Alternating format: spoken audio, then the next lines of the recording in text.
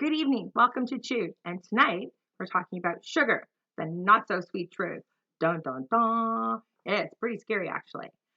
So my name is Jill Kendall and I am a certified personal trainer and a healthy eating and weight loss coach with CanFit Pro. I am also a pro trainer with CanFit Pro for healthy eating and weight loss. I do not represent nor am I a dietitian, and I would recommend if you need specific dietary information to refer to a dietitian or your medical practitioner. With that being said, let's get into this not so sweet truth about sugar. So, eating too much added sugar increases your risk of dying from heart disease. I'm going to do a lot more reading than I normally do. I usually just do off the cuff because this was a statement that was published February 6, 2014. So, this is something that we have known as an absolute fact since 2014. It was updated August 27, 2019. So, we know through research from the Harvard Medical School that eating too much added sugar increases your risk of dying from heart disease. So we really need to knock that sugar off. Now, this is true even if you're not overweight. So that's the scary part. Those people out there who are super skinny or super small, but they have a lot of sugar in their diet, well, they are at a more increased risk for heart disease than someone who's obese and doesn't eat any sugar. So, woo, that's a big eye opener. Now, this is also true for whether it's your sex, how healthy your diet is, your age, any other health considerations. So, the rate of heart disease is directly linked to the amount of sugar that you consume. This is a research that was published in JAMA Internal Medicine, which is an American Medical Association publication. So, this is peer reviewed and is not just, I'm pretending to be some kind of internet guru feeding you all information. This is medical information.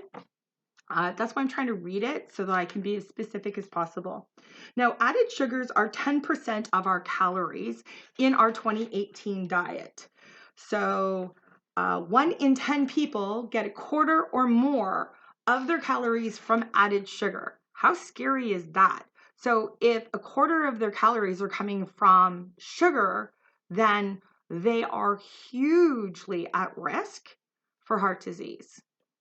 Now, these people are twice as likely to die from heart disease, and the odds of dying from heart disease increases in tandem with the amount of sugar you eat. So the percentage of sugar in a person's diet is directly correlated to their percentage of risk for dying from heart disease. And here's the scary part. So much of us are eating, or so many of us are eating sugar that's hidden. We're not even aware that we're eating the sugar because it's hiding in our dressings. It's hiding in our barbecue sauce. It's hiding not in plain sight. Cakes, cookies, those things are obvious. It's the really subtle hidden ones that are the true dangers. Now, the top culprits, like I said, sodas, energy drinks, sports drinks, right? And then obvious sources, cookies, cakes, frozen yogurt, okay? Yogurt itself, candy, ready-to-eat cereals. Those are classified in the same category as candy, and we feed that to our children. That's scary. We think, hey, breakfast is the most important meal of the day. Let's fill them up with a pound of freaking sugar and send them off to school. Yeah, they shouldn't have any attention deficit problems. They'll be fine. So we really need to reevaluate what we're putting in our kids. But, some people have said, could it be, all this research? Could it be a lack of fruits and vegetables that's actually caused the heart disease? Well, they used this thing. It's called the Healthy Eating Index. So all the participants in the study, their diets were evaluated and scored based on a healthy index. So the people, even if they scored as high as they could on a healthy index, if they were still consuming 20% of their calories from hidden sugars, they still were at extreme risk for dying of heart disease, even though they had a healthy diet. So that's the part that's super scary. Now, Regardless of your index score, people with extremely healthy diets still had a higher mortality rate of cardiovascular disease or from cardiovascular disease if they consumed sugar, okay? Research doesn't know the mechanism. So they don't know the mechanism on how exactly sugar might harm the heart. They just know that it does. Okay, so that's the part that we're still waiting and they're still researching. So we don't know how it happens. We don't know what it is. It could be affecting the triglycerides. It could be affecting our metabolisms or hormones. They don't know what the mechanism is. They just know that if you're consuming huge amounts of sugar, well, huge amounts, actually 20% isn't that huge. When I share it with some other numbers with you, you'll be like, what? So when you're eating that hidden sugar, just the fact that you're having some of it is going to increase your risk for heart disease. So refined sugar is basically the food that no one needs and we all crave. Okay? So not only has sugar contributed to the increase in heart disease, but it's also the major contributor to the obesity epidemic we're facing globally, not just North America, globally.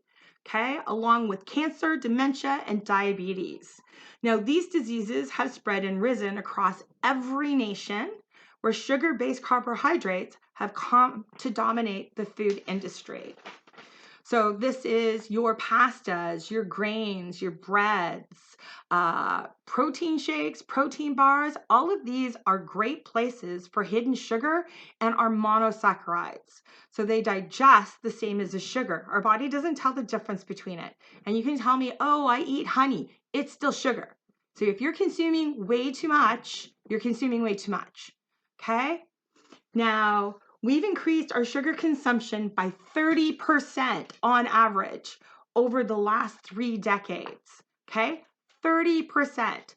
So to put it in a more realistic manner, in 1900s, we were on average eating 90 pounds of sugar per year. Okay? 90 pounds. Seems like a lot. But by 2008, like 2008, we were consuming 180 pounds. Okay? 180 pounds of sugar. Now it's 2018. The number is off the chart. Okay? Absolutely off the chart. They haven't even been able to confirm it, but they're estimating upwards of over 250 pounds per year per person. And that's hidden sugars. That's not sugars that it's not cakes, it's not candy bars, it's not milkshakes, it's not ice cream. It's fat-free dressing, fat-free sour cream, your cereals you're eating. All of those have hidden sugar in it. Some of our meat products have hidden sugar in it. Now, interesting enough, 50% of the sugar we consume comes from high fructose corn syrup found in fat-free products. So, which are dressings, are the biggest group. So the top 20% of adult consumers are eating 721 calories from added sugar per day. 721 calories of added sugars per day. So eating 721 calories from sugar per day is going to equate to almost 1.5 pound weight gain per week.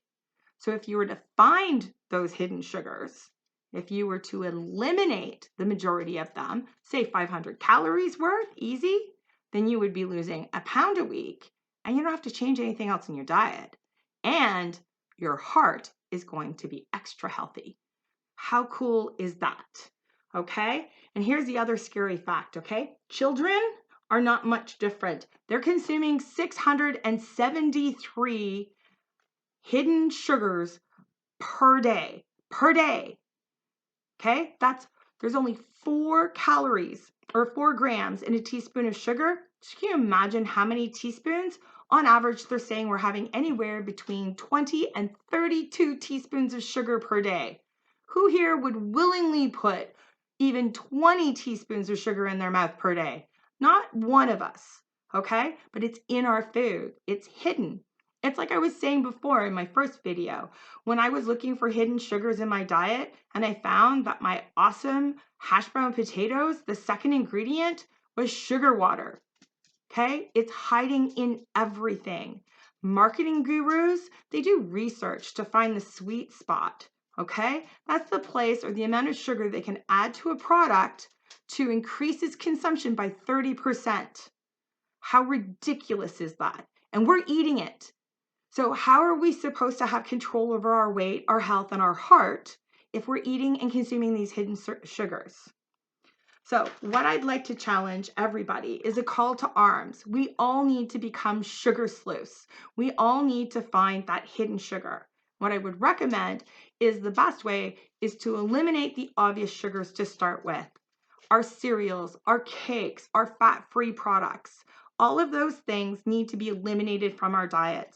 Do it just the way that I talked about, one step, one drop at a time.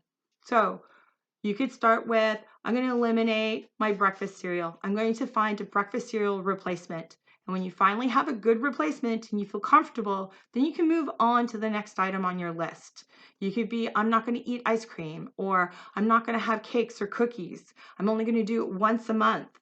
So I challenge you, come up with one thing that you're going to hunt out and eliminate to reduce your sugar consumption to save your heart. Okay? I love the Mediterranean diet. I love eating fruits and vegetables. I love physical fitness and activity, and all of those things are great for heart health, but none of them are going to work if you are still consuming a huge amount of hidden sugars. So people, we got to get together and we've got to find those hidden sugars and eliminate them. If we stop buying those products because they have sugar in them, just like the fat-free craze, they'll stop making things with hidden sugar. They'll stop adding sugar to things that doesn't need to be there.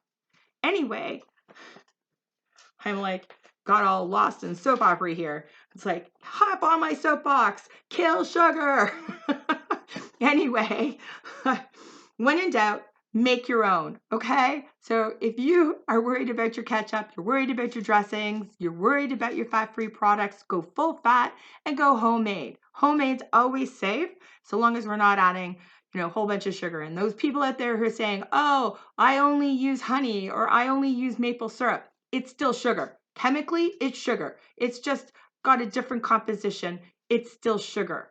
So your body metabolizes it the exact same way and it has the exact same effect, especially if you have enough calories coming per day from that. Anyway, thanks for listening to me this week. Next week, I'm going to talk about the 21 different names of sugar. Yeah, there's 21 different names of sugar because that's how they hide it. So if we know what they're called and we know what to look for, they can't. And they being the manufacturers of food product and the marketing monkeys out there. Anyway, if you have any comments or want to share with me what your one thing is going to be that you're going to work on or try and eliminate, or you just want some extra advice, reach out and contact me. Anyway, I'll see you guys next week. Bye. And it didn't shut off.